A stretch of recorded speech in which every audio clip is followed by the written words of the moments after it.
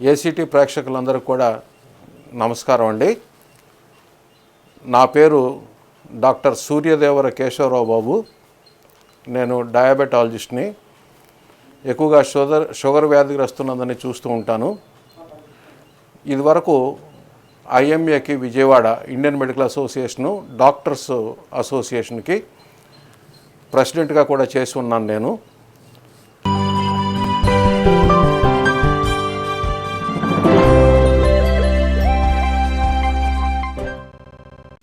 Doctor గారు, sugar వ్యాధి అంటే ఏమిటి?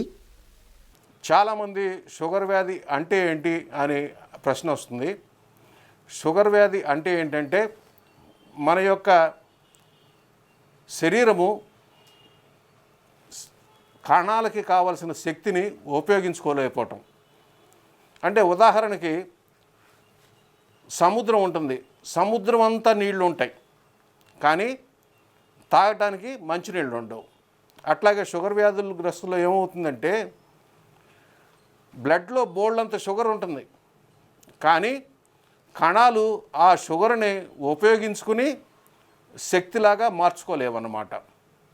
సో ఈ షుగర్ వ్యాధి పూర్వాపరాల గురించి కొన్ని తెలియాలంటే ఒక కాలంలో, ఎప్పుడో పూర్వకాలంలో పేషెంట్స్ ఒక రోగి హాస్పిటల్కి వచ్చినప్పుడు ఎవరో రోగి మూత్రం పోస్తే ఆ మూత్రం చుట్టూతా చీమలు చేరినాయి అన్నమాట.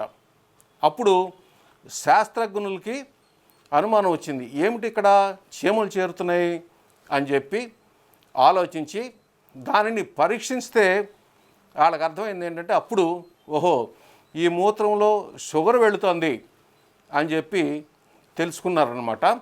ఆ విధంగా షుగర్ వ్యాధి ప్రాచుర్యంలోకి వచ్చింది.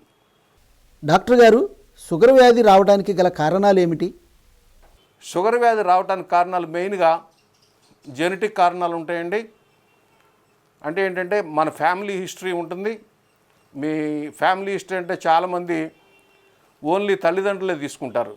తల్లిదండ్రులే కాదు, మీ మేనమామలు, మేనత్తలు, బాబాయిలు, పిన్నిలు, కజిన్ బ్రదర్సు అందరూ కూడా ఫ్యామిలీ అని అనమాట.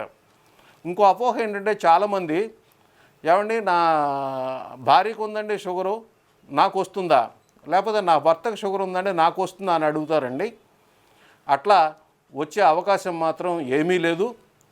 అట్లాగే షుగర్ వ్యాధికి కారణాల్లో మెయిన్గా ప్రపంచం మొత్తం మీద మన దురదృష్టం కొద్దికి భారతదేశం ఈ యొక్క షుగర్ వ్యాధికి రాజధానిగా పిలువబడుతుంది. ఎందువల్లంటే మన భారతీయ తత్వంలో, మన భారతీయ యొక్క జీన్స్లో ఈ యొక్క షుగర్ వ్యాధి బయటపడే అవకాశం చాలా చాలా హెచ్చుగా ఉంది. ఇప్పుడు మనం అబ్జర్వ్ చేస్తే కనుక చాలామంది షుగర్ పేషెంట్స్లో సన్నగా ఉంటారు, అయినా సరే వాళ్ళకి బాణపొట్టు ఉంటుంది. సో మన ఇండియన్స్లో మెయిన్ ప్రాబ్లము ఈ బాణపొట్ట. ఈ బాణపట్టు ఉండి సన్నగా ఉన్న వాళ్ళలో కూడా షుగర్ ఎక్కువగా ఉండే అవకాశాలు మేము చాలా కేసులు చూస్తూ ఉన్నాం. అందుకని ఈ యొక్క జెనెటిక్ ప్రీడిస్పోజిషన్ తర్వాత ఇంకోటి ఏంటంటే మన భారతదేశంలో మనం అత్యధికమైనటువంటి పిండి పదార్థాలని మనం ఆహారంగా తీసుకుంటున్నాము. ఇప్పుడు మన అలవాట్లు చూడండి, విపరీతమైన రైస్ తీసుకుంటాం, అట్లాగే విపరీతమైనటువంటి ఫ్యాట్ వాడుతుంటాం. తర్వాత ఇప్పుడు మనకి పురాతనంగా భారతీయ తత్వంలో పురాతనమైనటువంటి అలవాట్లు కానీ కంటిన్యూ అయి ఉంటే డెఫినెట్గా ఈ రోజున షుగర్ వ్యాధి ఎంతగా ప్రబలించేది కాదు. అందువల్ల ఎప్పుడైతే మనం విదేశీ వ్యామోహంతో వాళ్ళ యొక్క ఆహారపు అలవాట్లు, వాళ్ళ యొక్క జంక్ ఫుడ్స్, పనికిరాని ఆహార పదార్థాలు, వేపుడు పదార్థాలు, చిప్సులు, పిజ్జాలు, తర్వాత ఈ అనేకమైనటువంటి అటువంటి రకమైనటువంటి పనికిరాని హై క్యాలరీ ఫుడ్ తీసుకుంటూ మన భారతీయుల్లో ఈ యొక్క ఒబేసిటీ అంటే అధిక బరువు అనే సమస్య ఉత్పన్నమవుతుంది. అన్నిటికంటే దురదృష్టమైంది ఏంటంటే చాలా బాధపడుతున్నాను నేను కూడా ప్రాక్టీస్లో. అరే చూస్తే జాలేస్తుంది అనమాట. ఇంత చిన్న వయసులో వీళ్ళకి షుగర్ వస్తుంది. చాలామంది పిల్లల్లో చూస్తున్నాను. ఎందుకంటే చిన్నప్పుడు మేము చదువుకునే రోజుల్లో ఆట స్థలాలు ఉండేవి, గ్రౌండ్లు ఉండేవి, రోజు వ్యాయామం ఉండేది. కానీ ఈరోజు నేటి పిల్లలు ఈ ఆటలన్నీ కూడా వ్యాయామాలు చేయటానికి స్కూళ్ళల్లో అటువంటి అవకాశాలు లేవు, అటువంటి ప్లే గ్రౌండ్స్ కనపట్లేదు ఇప్పుడు. తర్వాత ఏంటంటే సో వాళ్ళందరూ ఏం చేస్తున్నారు, ఇంట్లో కూర్చుని కంప్యూటర్ ముందు ఆడుకుంటున్నారు. అట్లాగే క్యాడ్బరీసు, చాక్లెట్లు, చిప్పులు ఇటువంటివన్నీ తినటం మూలంగా ఉండవలసిన బరువు కంటే ఎక్కువ బరువు ఉండటం మూలంగా ఎప్పుడైతే ఎక్కువ బరువు ఉన్నారో అప్పుడు ఈ పిల్లల్లో కూడా చిన్న వయసులోనే 10 సంవత్సరాలకి 11 సంవత్సరాలకి షుగర్ వ్యాధి బయటపడే అవకాశం చాలా హెచ్చుగా ఉంది. ఈ మధ్య ఇటువంటి కేసులు ఎక్కువ అవుతున్నాయి. కాబట్టి కొద్దిగా ప్రజలందరూ కూడా ఈ ప్రోగ్రాం వింటున్న వాళ్ళందరూ కొద్దిగా ఆలోచించి పిల్లల్ని ఆడుకోవటానికి వాళ్ళ యొక్క వ్యాయామాన్ని ఎంకరేజ్ చేయాల్సిందిగా ఈ ఏసీటీ తరఫున మీ అందరూ కూడా విన్నవించుకుంటున్నాను. మీ అట్లాగే పిల్లలందరూ కూడా డైట్ కొంచెం కంట్రోల్ చేసి వేపుడు పదార్థాలన్నీ కూడా తగ్గించాల్సిందిగా కోరుతున్నాను. డాక్టర్ గారు, షుగర్ వ్యాధి ఏ వయసులో వారికి వచ్చే అవకాశం ఉంది? షుగర్ వయసు ఏ వయసు కన్నా రావచ్చండి. కానీ ఇక్కడ దీంట్లో మెయిన్గా ఏంటంటే షుగర్ వ్యాధిలో టైప్ 1, టైప్ 2 అని 2 రకాలు ఉంటాయి. ఈ టైప్ 1 అనేది యూజువల్గా ఇప్పుడు మాకున్న చిన్న వయసు పేషెంటు 2 సంవత్సరాల పేషెంట్లో కూడా ఈ టైప్ 1 డయాబెటీస్ మేము చూసాం. సో ఆలోచించుకోండి, ఈ టైప్ 1 డయాబెటీస్ వచ్చిన పిల్లలకు పాపం నిజంగా ఒక్కోసారి చాలా బాధ వేస్తుందన్నమాట. అదేంటంటే వాళ్ళు ఇంజెక్షను మీదే వాళ్ళ ఆధారం, మందులేమి పనిచేయవు దానికి. ఇన్సులిన్ ఒకటే దానికి శ్రీరామరక్ష. ఇన్సులిన్ లేకపోతే మాత్రం ఒక్కోసారి సడన్గా వాళ్ళు కోమాలోకి వెళ్ళిపోయి ప్రాణాపాయ స్థితిలోకి వెళ్తారు. రోజుకి 3 సార్లు ఇన్సులిన్ అవసరం అవుతుంది. ఒక్కోసారి రోజు 4 సార్లు కూడా అనేకమైన కేసుల్లో ఇవ్వాల్సి వస్తుంది. కాబట్టి వయసుతో సంబంధం లేదు. టైప్ 1 అయితే చిన్న వయసులో రావచ్చు, టైప్ 2 అయితే వయసు పెరిగిన తర్వాత వస్తుందన్నమాట. ఆ వయసు పెరిగిన దాని తర్వాత కూడా ఏంటంటే కొంతమందిలో 10 ఏళ్ళకు బయటపడుతుంది. ఇందాక చెప్పినట్టు ఎవరిలో అయితే ఊబకాయం ఉందో, ఊబకాయం ప్రాబ్లం ఉన్న వాళ్ళలో చిన్న వయసులో కూడా బయటపడుతుంది. కానీ అట్లాగే పెద్దవాళ్ళలో కూడా ఎప్పుడైతే మనకి సెడెంటరీ లైఫ్ స్టైల్ అంటే ఏంటంటే మనం ఎంతసేపు కూర్చోవటం, కంప్యూటర్ మీద కూర్చోవటం, ప్లస్ నడక లేకపోవటం, వ్యాయామం లేకపోవటం, వీటిలన్నిటి మూలంగా ఏమవుతుందంటే ఈ యొక్క ఊబకాయం పెరిగి డెఫినెట్గా అందరూ కూడా షుగర్ బారిన పడే అవకాశం చాలా హెచ్చుగా ఉంది.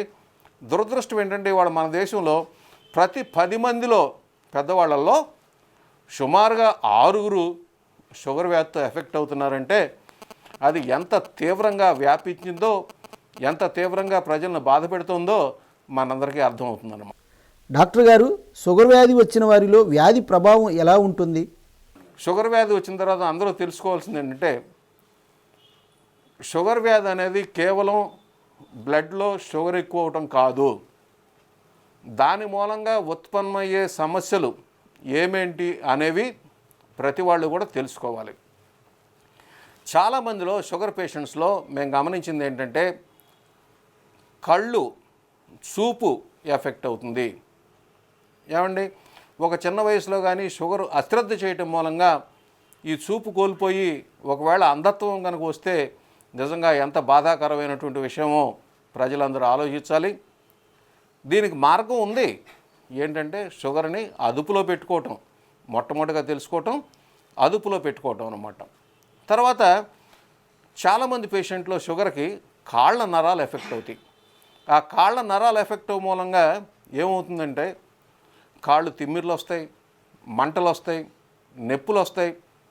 కొంతమందిలో స్పర్శ పోతుందన్నమాట. అట్లాగే కొంతమంది కాళ్ళల్లో పుళ్ళు పడతాయి. ఆ పుళ్ళు అనేవి మానకుండా చాలా రోజులు ఉంటాయి.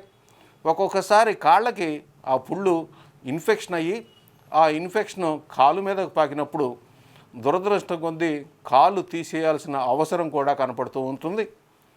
మనం కనుక ఒక గవర్నమెంట్ హాస్పిటల్కి వెళితే ఒక్కొక్క హాస్పిటల్లో యాంపుటేషన్ వార్డ్స్ అని ఉంటాయి. అంటే ఏంటన్నమాట, కాళ్ళు చేతులు తీసేసినటువంటి పేషెంట్లను అందరినీ కూడా ఒక వార్డులో పెడతారన్నమాట. మీరు దాంట్లోకి వెళ్ళి చూస్తే రోడ్ యాక్సిడెంట్ మూలంగా కాళ్ళు పోయిన వాళ్ళ కంటే కూడా షుగర్ వ్యాధి మూలంగా కాళ్ళు పోయిన వాళ్ళని మనం చాలామందిని చూస్తూ ఉన్నాం. అట్లాగే తర్వాత చాలా చిన్న వయసులో చాలా బాధాకరం, కొంతమందికి గుండె జబ్బు కూడా వచ్చే అవకాశం చాలా ఎక్కువగా ఉంటుంది. యాక్చువల్గా ఒక్కోసారి మేము చూస్తుంటాం, చాలా బాధేస్తుంది అనమాట. ఎందుకంటే మేము చెప్పినా కానీ షుగర్ వ్యాధి అదుపులో ఉంచుకోకుండా ఎప్పుడో 4 సంవత్సరాలకి 5 సంవత్సరాలకి వస్తారు.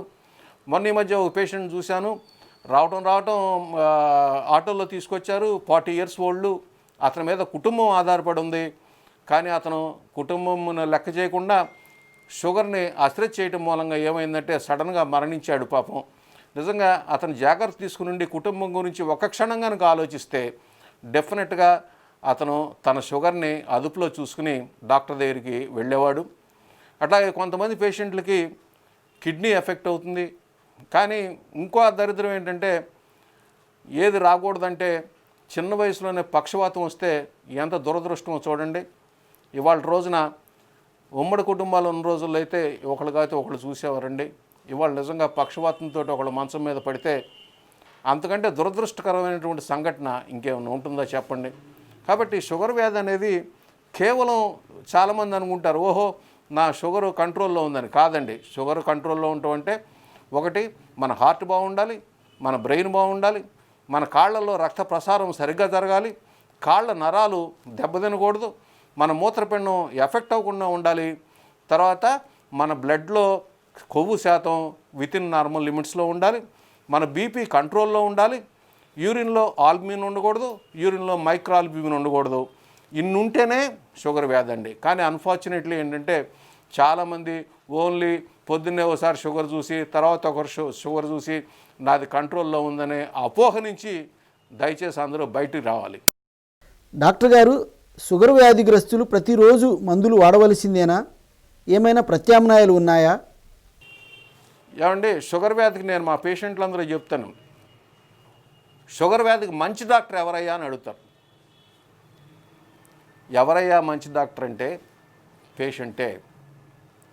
పేషెంటే షుగర్ వ్యాధికి మంచి డాక్టర్. ఎందుకంటే ఫస్ట్ ట్రీట్మెంట్ షుగర్కి నడక, వ్యాయామం. నువ్వు నడుస్తావా, లేకపోతే పరిగెత్తావా, లేకపోతే స్విమ్మింగ్ చేస్తావా, లేకపోతే సైకిల్ దొక్కుతావా అనేది మన ఇష్టం. ఏది చేసినా కానీ మనకు కావాల్సింది ఒక అరగంట క్రమం తప్పకుండా వ్యాయామం చేయాలి. రెండోది ఆహారం ఇంపార్టెంట్.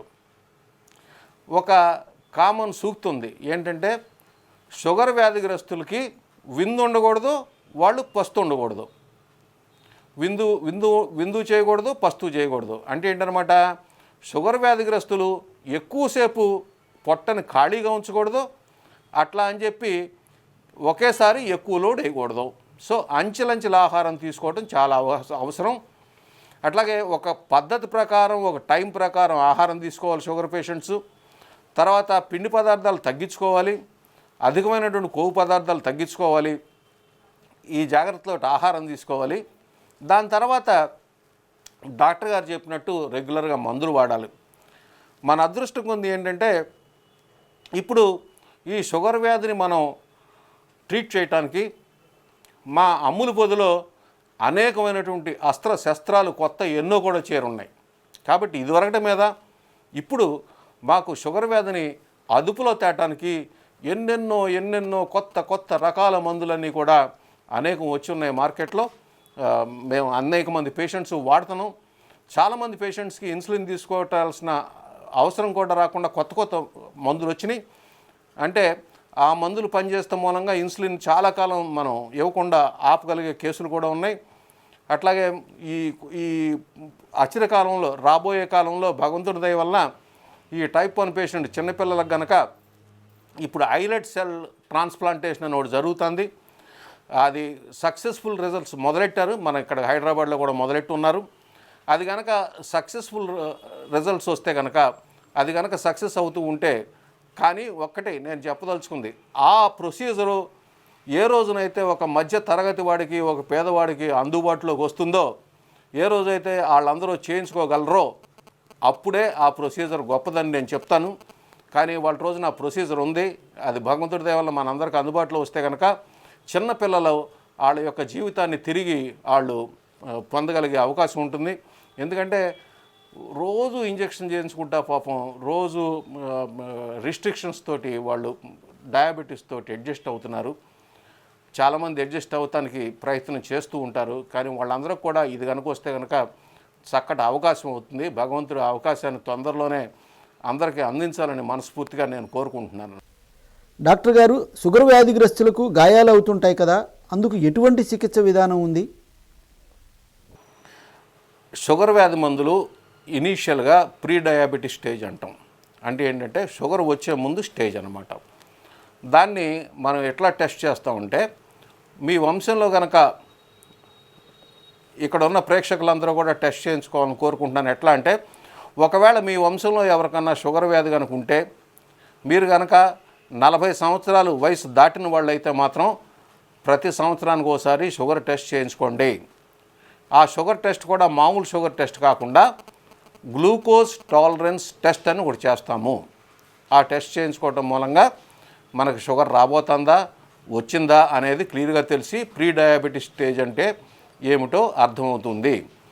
ఒకవేళ మీరు కనుక వయసు 40 సంవత్సరాలు దాటున్నా, లేక మీరు కనుక ఉండవలసిన బరువు కన్నా అధిక బరువు ఉన్నా కానీ, లేదా మీకు రక్తపోటు ఎక్కువ వచ్చినా కానీ, లేదా లేడీస్ అయితే ఏమన్నా ప్రెగ్నెన్సీలు మాటమాటికి పోతున్నా, అబార్షన్లు అవుతున్నా కానీ, అట్లాగే కొంతమందికి లైంగిక సమస్యలు ఉత్పత్తి అయినా కానీ, లేదా కొంతమందికి ఈ యొక్క ప్రైవేట్ పార్ట్స్లో వచ్చేటువంటి కొన్ని అంగంలో వచ్చేటువంటి దురదలు కానీ, లేకపోతే ఈ యొక్క ఫంగల్ ఇన్ఫెక్షన్స్ కానీ ఇటువంటివి ఉన్నా, లేకపోతే కాళ్ళు తిమ్మిర్లు ఉన్నా సరే, వయసుతో సంబంధం లేకుండా, ఫ్యామిలీలో ఉన్నా లేదా అని సంబంధం లేకుండా అందరూ కూడా మనం ఈఓజిటీ టెస్ట్ చేయించుకోవాలి. చేయించుకోవడం మూలంగా ఏంటంటే, ఎప్పుడైతే మనం ప్రీ డయాబెటీస్ అని నిర్ణయించుకుంటామో అప్పుడు చాలామందికి లైఫ్ స్టైల్ మాడిఫికేషన్, అంటే జీవన విధానాన్ని మార్చుకోవటం ద్వారా ఈ యొక్క షుగర్ వ్యాధి మనం రాకుండా ఎన్నో రోజులు పోస్ట్పోన్ చేసుకునే అవకాశం ఉంటుందన్నమాట. ఆ జీవన మార్పు ఏం చెప్పానంటే, ఇందాక చెప్పిందే, ఏది నడక, వ్యాయామం ప్లస్ ఆహారం, ఈ జాగ్రత్తలు తీసుకుని సఫిషియెంట్ స్లీప్ తీసుకుంటూ బీపీని అదుపులో చేసుకుని ఉప్పు తక్కువ తీసుకుంటూ ఉంటే ఆహారంలో మార్పు ద్వారా మనం షుగర్ చాలా రోజులు రాకుండా పోస్ట్పోన్ చేసుకునే అవకాశం ఉంటుందన్నమాట. డాక్టర్ గారు, షుగర్ వ్యాధిగ్రస్తులు ఎటువంటి ఆహార నియమాలు పాటించాలి? షుగర్ లెవెల్స్లో జనరల్గా మేము షుగర్ లెవెల్స్ కంటే కూడా ఇంపార్టెన్స్ HbA1c అని చెప్పి దానికి ఇస్తామండి. HbA1c అంటే ఏంటంటే 3 నెలల యావరేజ్ షుగరు. సపోజ్ ఒక పేషెంట్ ఇవాళ ఎక్కువ తీసుకుని హాస్పిటల్కి వచ్చాడనుకోండి, ఇవాళ కనుక చూసుకుంటే షుగర్ ఎక్కువ ఉండొచ్చు. లేకపోతే 2-3 హాస్పిటల్కి వెళ్తున్నాను నేను, అందుకని చెప్పి 2 రోజులు షుగర్ ఆహారం బాగా తగ్గించేసి వచ్చాడనుకోండి, ఆ రోజు టెస్ట్ చేస్తే ఆ రోజు తక్కువ ఉండొచ్చు. కాబట్టి ఇంపార్టెంట్ మనకి ఎప్పుడు కూడా 3 నెలల యావరేజ్ ఉండాలి. 3 నెలల యావరేజ్ ఎవరంటే, మళ్ళీ అగైన్ ఈ 3 నెలల యావరేజ్ ఒక పేషెంట్ యొక్క వయసును బట్టి, ఒక పేషెంట్ యొక్క కండిషన్ బట్టి, ఆ పేషెంట్కి ఉన్నటువంటి రుగ్మతలను బట్టి, ఆ పేషెంట్ ఇంకా ఎన్ని రోజులు ఇతను బతుకుతాడు, ఏ ప్రాబ్లమ్స్ ఇతనికి ఉన్నాయి, ఇతని మూత్రపిండం ఎలా ఉంది అని చెప్పి అనేకమైనటువంటి కండిషన్స్ని మేము పరిగణలోకి తీసుకుని దాన్ని బట్టి ఇతనికి ఓకే 3 నెలల యావరేజ్ 7 ఉండాలా, 6.5 ఉండాలా, 7.5 ఉండాలా, 8 ఉన్నా పర్వాలేదా అనే నిర్ణయానికి వచ్చి దాన్ని బట్టి మేము ఒక ట్రీట్మెంట్ ప్లాన్ చేస్తూ ఉంటాం అన్నమాట. కానీ సాధారణంగా ఏంటంటే మనకి 126 దాటితే షుగర్ ఉన్నట్టు లెక్క, పొద్దున పూట పడగడుపున ఏమీ తినకుండా. కానీ షుగర్ అదుపులో ఉండాలి అంటే మాత్రం ఆల్వేజ్ మనం ఎప్పుడు కూడా 100 లోపే ఉంచుకోవాలి. ఎందుకని 100 నుంచి 126 లోపు అయితే ప్రీ డయాబెటిక్ అంటాం, అంటే షుగర్ గ్యారంటీగా రాబోతోంది అని. అదే 126 దాటితే షుగర్ ఉన్నట్టు. సో మన టార్గెట్ ఏంటంటే, మన ట్రీట్మెంట్ ఇచ్చేటప్పుడు పొద్దున పూట 100 లోపు ఉండాలి పడగడుపున. సో ఏమైనా బ్రేక్ఫాస్ట్ తీసుకున్న తర్వాత 2 అవర్స్ తర్వాత, లేకపోతే లంచ్ చేసిన తర్వాత 2 అవర్స్ తర్వాత మన టార్గెట్ ఏంటంటే 140 లోపు ఉండాలి. సపోజ్ 140 నుంచి 199 లోపు ఉంటే కనుక, అంటే మీకు తిన్న తర్వాత మీరు 2 అవర్స్ తర్వాత కనుక చూసుకుని 180 ఉందనుకోండి, దాని అర్థం ఏంటంటే మీరు ప్రీ డయాబెటిక్, మీరు షుగర్ వచ్చే అవకాశం ఉంది. అదే కనుక మనం తిన్న తర్వాత డెఫినెట్గా 200 కనుక దాటి ఉంటే డెఫినెట్గా డయాబెటీస్లోకి ఎంటర్ అయ్యారని అర్థం. సో ఈ ప్రీ డయాబెటీస్ స్టేజ్లో కనుక మనం కనుక ఒక పేషెంట్ని గుర్తించగలిగితే, అప్పుడు ఆ పేషెంట్ కనుక చెప్పినట్టుగా జీవన శైలిలో కనుక మార్పు తెచ్చుకొని ఆహార విషయంలో కానీ వ్యాయామం విషయంలో కానీ మార్పు కనుక వస్తే డెఫినెట్గా షుగర్ని చాలా కాలం అతను షుగర్ వ్యాధిని పడకుండా మందు లేకుండా పోస్ట్పోన్ చేసే అవకాశం చాలా హెచ్చుగా ఉందని నిరూపించబడింది. డాక్టర్ గారు, ఇన్సులిన్ వాడటం వలన దుష్ఫలితాలు ఏమైనా ఉంటాయా? జనరల్గా షుగర్ వ్యాధికి పెరిఫరల్ బ్లడ్ సర్క్యులేషన్ చాలా తక్కువ ఉంటుందండి. అంటే ఏంటంటే సర్క్యులేషన్ అనేది కొంచెం ఎప్పుడైతే బ్లడ్ సర్క్యులేషన్ తక్కువ ఉంటుందో అప్పుడు గాయం మానటం కొంచెం లేట్ అవుతుంది. అట్లాగే ఈ షుగర్ పేషెంట్స్లో చాలామందిలో ఇమ్యూనిటీ ఉండదండి. అంటే రోగ నిరోధక శక్తి కూడా చాలా తక్కువ ఉంటుందండి. కాబట్టి కొంతమందిలో ఈ గాయాలు అయిన స్పాట్ను బట్టి, అంటే కాళ్ళలో గాయాలు అయితే కొంచెం డేంజరు, ఒక్కోసారి ఆ గాయాలే సెప్టిక్ అయితే చాలా స్పీడ్గా ఇన్ఫ్లమేషన్ పైకి వచ్చేసి కాళ్ళు తీసేయాల్సిన పరిస్థితి కూడా వస్తుందని ఇందాకే మీకు చెప్పున్నాను. కాబట్టి గాయాలు మానడానికి జాగ్రత్తలు ఏంటంటే ఇంపార్టెంట్, ఆ గాయం ఎట్లా తగిలింది, ఎంత లోతుగా ఉంది, దాన్ని బట్టి మీరు సొంత వైద్యం వద్దు, అట్లాగే చిన్న చిన్న వైద్యుల దగ్గరకు వద్దు, కరెక్ట్ డాక్టర్ చూపించుకోండి, ఇమీడియట్గా చూపించుకోండి. షుగర్ వ్యాధి వచ్చిన వాళ్ళు మాత్రం ఏమాత్రం గాయమైనా కానీ ఇమీడియట్గా డాక్టర్ పర్యవేక్షణ ఉండాల్సిందే. ఏదో చిన్న చిన్న పైన గీసుకునేవి కాదండి నేను మాట్లాడుతుంది. నిజంగా గాయం అంటే లోతుండి స్కిన్ ఉండి లేకపోతే లోపల దాకా తెగితే మాత్రం డెఫినెట్గా మనం డాక్టర్ దగ్గరికి అప్రోచ్ అవ్వాలి. యూజువల్గా ఏంటంటే చిన్న లోతైన గాయం ఉన్నా కూడా సాధ్యమైనంత వరకు షుగర్ పేషెంట్స్లో కుట్లు వేయకుండానే ట్రీట్మెంట్ చేయాల్సిన అవసరం ఉంటుంది. ఆ ప్రయత్నమే చేస్తూ ఉంటాం అన్నమాట. సో గాయాలు తగలగానే మీరు ఏం చేస్తారంటే ఫస్ట్ శుభ్రంగా వేడి నీళ్ళలో గుడ్డ తడిపేసి దూది తడిపి ఆ దూదితోటి శుభ్రంగా ఆ గాయాన్ని తుడిచేసి అప్పుడు దాని మీద గాజ్ పీస్ ఉంటుంది, స్టెరైల్ గాజ్ పీస్ అమ్ముతారు షాపుల్లో, అది వేసుకుని చిన్న బ్యాండేజ్ చేసుకుని డాక్టర్ గారి దగ్గరికి వచ్చి చూపించుకోవాలి. ఒకేసారి ఎక్కువ ఆహారం తీసుకోకూడదు. సో ఎక్కువ ఫ్యాట్ ఉన్న ఫుడ్ తీసుకోకూడదు. అట్లాగే పిండి పదార్థాలు తీసుకోకూడదు, ఎక్కువ తీసుకోకూడదు. అట్లాగే కాంప్లెక్స్ కార్బోహైడ్రేట్లు తీసుకోవచ్చు, సింపుల్ కార్బోహైడ్రేట్ సాధ్యమైనంత వరకు అవాయిడ్ చేయాలి. సో అట్లాగే చాలామంది నన్ను అడుగుతుంటారు, ఏమండి ఫ్రూట్స్ తినొచ్చా అని. తినకూడదని ఏం లేదండి, ఫ్రూట్స్ తినొచ్చు. ఏమేంటంటే బొప్పాస్కాయ ముక్కలు తినొచ్చు, ఒక కప్పు జాంకాయ తినొచ్చు, పుచ్చకాయ ముక్కలు కప్పు తినొచ్చు, తర్వాత చిన్న బత్తాకాయ తినొచ్చు, లేకపోతే చిన్న కమలా తినొచ్చు, దానిమ్మ గింజలు తినొచ్చు. ఒక విధంగా ఈ ఫ్రూట్ అనేది చాలా చాలా మంచిది షుగర్ వాళ్ళకి. చాలామంది తెలియక ఫ్రూట్ తినకూడదు అనుకుంటారేమో, కానీ షుగర్ అదుపులో ఉన్నప్పుడు, ఒక మాదిరి అదుపులో ఉన్నప్పుడు కూడా ఫ్రూట్స్ ఇవన్నీ కూడా తీసుకోవాలి. తీసుకుంటాం మూలంగా ఫ్రూట్స్కి యాంటీ ఆక్సిడెంట్స్, విటమిన్స్, మినరల్స్, పీచు పదార్థాలు అన్నీ వచ్చి మనకి ఆరోగ్యాన్ని పెంపొందించుకోవడానికి, గుండెకి కూడా ఇది చాలా మంచిదన్నమాట. అందుకని ఫ్రూట్స్ కంపల్సరీ తీసుకోవాలి. తర్వాత ఇంకో చేసే తప్పు ఏంటంటే చాలామంది వేపుడు కూరలు, ఒక ఫ్యామిలీలో ఒక పర్సన్కి నెలకి 30 కిలో ఆయిల్ దాటడానికి వీల్లేదు. అంటే ఒక ఫ్యామిలీలో ఇద్దరు కనుకుంటే భార్యాభర్తలు నెలకి 1.5 కిలో ఆయిల్ మించి వాడకూడదు. మీరు ఆ కిలోలలోనే టిఫిన్ చేసుకుంటారా, వేపులు ఏం చేసుకుంటారా అనేది మీ ఇష్టం, కానీ 1.5 కిలో మాత్రం దాటకూడదు. తర్వాత చాలామంది ఇంకోటి అంటారనమాట, జావలు తాగాలి, లేకపోతే చాలా మంచిది, వేడి చేస్తుందని అంటారు. కానీ శాస్త్రం ప్రకారం ఏంటంటే జావలు కానీ లేకపోతే ఏదైనా ఫ్రూట్ జ్యూస్ కానీ పళ్ళ రసాలు కానీ తాగినా కానీ లిక్విడ్ రూపంలో ఉండి చాలా స్పీడ్గా అబ్జార్బ్ అయ్యి దానివలన షుగరు ఇమీడియట్గా కనుక రక్తంలో పెరిగితే ఆ రక్తంలో స్పీడ్గా పెరిగే రక్తపు గ్లూకోజ్ని స్పీడ్గా కంట్రోల్ చేయగలిగే ఇన్సులిన్ వ్యవస్థ షుగర్ పేషెంట్స్లో ఉండదు. కాబట్టి అది ఒక్కొక్కసారి ప్రమాదానికి దారితీసి బ్లడ్లో షుగర్ని చాలా పెంచుతుంది. కాబట్టి ఈ జావలు కానీ లిక్విడ్స్ కానీ తీసుకోకూడదు అని చెప్పి నేను మీ అందరికి కూడా సవినయంగా తెలియజేస్తున్నాను. డాక్టర్ గారు, చివరిగా మా ఏసీటీ ప్రేక్షకులకు మీరు ఇచ్చే సందేశం ఏమిటి? ఫైనల్గా మన ప్రేక్షకులకు అందరికి కూడా, ఏసీటీ ప్రేక్షకులకు ఒకటే సందేశం అండి. ఇవాళ మనం కోవిడ్ గురించి భయపడుతున్నాం. ఎస్పెషల్లీ కోవిడ్లో ఈ యొక్క షుగర్ పేషెంట్స్కి కోవిడ్ అటాక్ అయితే కొద్దిగా ఇబ్బంది. కాబట్టి నేను షుగర్ పేషెంట్స్ కూడా, ఆ మామూలు పేషెంట్స్కి అందరికి కూడా, ఏసీటీ ప్రేక్షకులకి ఒకటే చెప్తున్నాను, ఏమండి మీరు ఎప్పుడు కూడా రక్ష, శిక్ష, కక్ష అని 3 పదాలు గుర్తుపెట్టుకోండి. మీరు కనుక మాస్క్ పెట్టుకుని ఇంట్లో ఉంటే అవతలాళ్ళు కూడా మాస్క్ పెట్టుకుంటే మీకు రక్ష. అట్లా కాకుండా మీరు మాస్క్ పెట్టుకుని బయటికి వెళ్ళినప్పుడు అవతలాలు పెట్టుకోకుండా ఉండి మీరు మాట్లాడితే అవతలాడితోటి అది కక్ష. ఒకవేళ ఇద్దరు కనుక మీరు మాస్క్ పెట్టుకోకుండా అవతలాళ్ళు మాస్క్ పెట్టుకోకుండా ఉంటే అది కక్ష సాధించినట్టు అవుతుంది, శిక్ష. సో ఈ రక్ష శిక్ష శిక్ష వీటిల్లో మీరు దయచేసి అందరూ కూడా ఈ మాస్కే ఇప్పుడు వ్యాక్సిన్ మనకి ఈ కొత్త కరోనా స్ట్రెయిన్ వచ్చినా ఏమొచ్చినా కానీ ఈ మాస్క్ ఒకటి, ఈ శానిటేషన్ ఒకటి, ఈ సోషల్ డిస్టెన్స్ SMS అంటాం, అందరికీ తెలిసిన విషయమే, వింటానే ఉన్నారు అందరూ. కాబట్టి దయచేసి ఇవన్నీ పాటించండి. అట్లాగే కోవిడ్ టైంలో షుగర్ పేషెంట్స్ టైంకి ఆహారం తీసుకోండి, షుగర్ రెగ్యులర్గా టెస్ట్ చేయించుకుంటూ ఉండండి.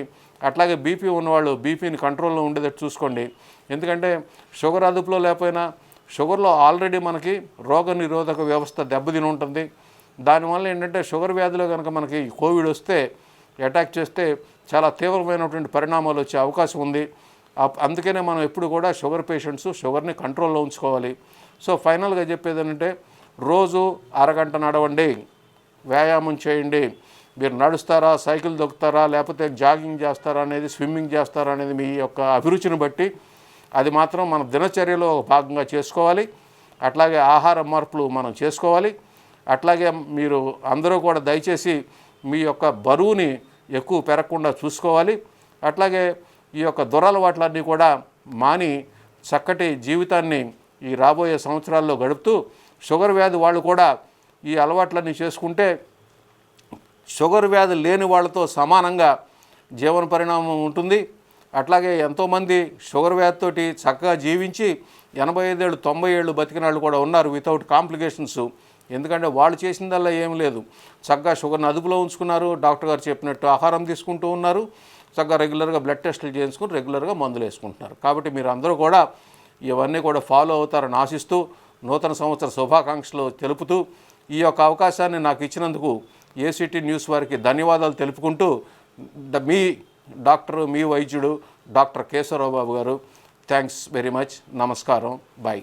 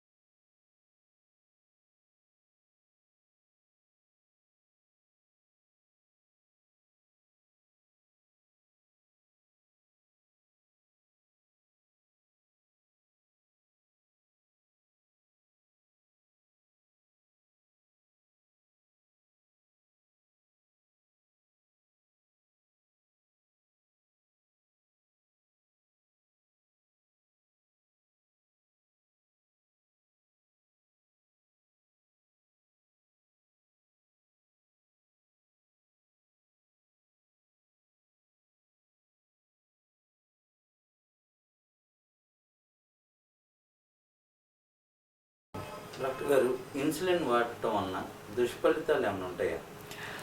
ఇన్సులిన్ వలన దుష్ఫలితాలు అంటూ పర్టికులర్గా ఏముండవు. ఇన్సులిన్ చాలా చాలా మంచిది. ఇన్సులిన్ మన బాడీలో ఉండేదే. కాకపోతే ఏంటంటే ఒక్కొక్కసారి ఇన్సులిన్ డోస్ ఎక్కువైనా కానీ, లేకపోతే ఇన్సులిన్ ఇంజెక్షన్ చేసుకుంటారు కొంతమంది, టైంకి తీసుకోరు ఆహారం. లేకపోతే ఇన్సులిన్ ఇంజెక్షన్ ఎక్కువ తీసుకుంటారు కొంతమంది, కనపడక ముసలివారు కానీ, లేకపోతే ఇంట్లో లేక ఏం చేస్తారంటే డాక్టర్ గారు 20 యూనిట్లు రాస్తే 24, 26 సరిగా కనపడక తీసుకుంటారు. అప్పుడు ఏంటంటే ఇన్సులిన్ వల్ల ఎప్పుడు వస్తాయి దుష్ఫలితాలు? ఒకటి, ఇన్సులిన్ డోసు ఎక్కువైనా కానీ. రెండోది ఎప్పుడంటే ఇన్సులిన్ తీసుకుని మనం భోజనం బాగా లేట్ అయినా కానీ. లేకపోతే ఇన్సులిన్ మోతాదు ఎక్కువ తీసుకుని తక్కువ భోజనం చేసినా కానీ అప్పుడు దుష్ఫలితం ఏంటంటే షుగర్ డౌన్ అవుతుంది. సో షుగర్ డౌన్ అయితే ఏంటయ్యా లక్షణాలు అందరూ తెలుసుకోవాలండి. షుగర్ డౌన్ అయితే కనుక వచ్చే లక్షణాలు ప్రతి ఒక్కళ్ళు తెలుసుకోవాలి. ప్రతి షుగర్ పేషెంటు, షుగర్ ఉన్నాళ్ళు లేనాళ్ళు కూడా తెలుసుకోవాలి. ఎందుకంటే మీకు లేకపోవచ్చు, కానీ నేను చెప్పే లక్షణాలు కనుక మీరు చూస్తే ఒక పేషెంట్ యొక్క ప్రాణాన్ని సేవ్ చేయగలిగే అవకాశం, రక్షించే అవకాశం మీ చేతుల్లో ఉంటుంది. కాబట్టి దయచేసి ఇక్కడ ప్రోగ్రామ్ వినేవాళ్ళు కూడా ఒకసారి క్లియర్గా అర్థం చేసుకోండి. షుగర్ కనుక డౌన్ అయితే చాలామంది పేషెంట్స్లో షివరింగ్, వణుకు వస్తుంది, చేతులు వణికిపోతుంటాయి, విపరీతమైనటువంటి చెమటలు పడతాయి, తర్వాత తిక్కగా ఉంటుంది. తర్వాత పేషెంటు ఒక తాగిన వ్యక్తి ఎలా బిహేవ్ చేస్తాడో అలా బిహేవ్ చేసే అవకాశం ఉంది. తర్వాత పేషెంటు తికమక పడతాడు, ఏంటి నేను చేశాను ఇది అని అడుగుతాడు అనమాట. అట్లా తికమక పట్టడం. సో తికమక పట్టడం కానీ, లేకపోతే ఈ చెమటల పట్టడం కానీ, లేకపోతే విపరీతమైనటువంటి తలనొప్పి రావచ్చు, లేకపోతే విపరీతమైనటువంటి ఆకలి రావచ్చు, గుండె దడుస్తుంది. సో ఈ సిమ్టమ్స్ అన్నీ ఉంటే కనుక ఎవరన్నా పేషెంట్ కనుక అయితే షుగర్ డౌన్ అయింది, షుగరు ఉండవలసిన పరిణామం కంటే రక్తంలో తగ్గింది కాబట్టి దానికి ఇమీడియట్గా మీరు 2 స్పూన్లు పందారు కానీ, కొంచెం గ్లూకోజ్ కానీ, ఫ్రూట్ జ్యూస్ కానీ, చాక్లెట్స్ కానీ ఇస్తే ఓ పేషెంటు రక్షింపబడతాడనమాట. అందుకని ఈ లక్షణాలు జాగ్రత్తగా తెలుసుకోవాలి మీరు కంపల్సరీగా. సో ఇంతకుమించి ఇన్సులిన్లో దుష్ఫలితాలు ఏంటంటే ఎప్పుడన్నా ఒక్కోసారి ఇన్సులిన్ వల్ల ఏంటంటే దుష్ఫలితం కొద్దిగా బాడీ వెయిట్ పెరుగుతారు కొంతమంది పేషెంట్స్. అట్లా కొంతమందిలో ఏంటంటే కొద్దిగా కాళ్ళు వాపులు కూడా రావచ్చు. సో ఇవన్నీ కూడా దుష్ఫలితాలని చెప్పలేము, సైడ్ ఎఫెక్ట్స్. వాటి వల్ల విపరీతమైన నష్టం అయితే ఏమి ఉండదు. కానీ మనం జాగ్రత్త పడాల్సిన దుష్ఫలితం ఒకటి ఏంటంటే షుగర్ డౌన్ అవటం. సో షుగర్ డౌన్ అవ్వకుండా ఉండడానికి తీసుకోవాల్సిన జాగ్రత్తలు చెప్పాను. కాబట్టి షుగర్ అట్లాగే షుగర్ డౌన్ అయితే పేషెంట్ ఏం చేసుకోవాలి, ఒకవేళ పక్కన ఉన్నాళ్ళు ఓకే మా ఫ్రెండ్కి షుగర్ ఉంది ఇట్లా అయిపోతున్నాడంటే గబుక్కుని రెస్పాండ్ అయ్యి ఇమీడియట్గా మనం కనుక గ్లూకోజ్ ఏదో ఒకటి ఇస్తే ఆ షుగర్ పేషెంటు షుగర్ డౌన్ అవ్వకుండా కాపాడినాడు అవుతాం. ఎందుకంటే షుగర్ డౌన్ అయితే ఏమవుతుంది, ఒక్కోసారి ఫిట్స్ వస్తాయి, ఒక్కోసారి బ్రెయిన్ దెబ్బతింటుంది, ఒక్కోసారి హార్ట్ దెబ్బతింటుంది, బ్రెయిన్ డ్యామేజ్ అవుతుంది. సో ఇవన్నీ కనుక ప్రివెంట్ చేయాలంటే మనం షుగరు ఎప్పుడైతే డౌన్ అవుతుందో అప్పుడు మనం కనుక ఇంటర్ఫీర్ అయితే పేషెంట్ని సేవ్ చేసినాడు మొత్తం.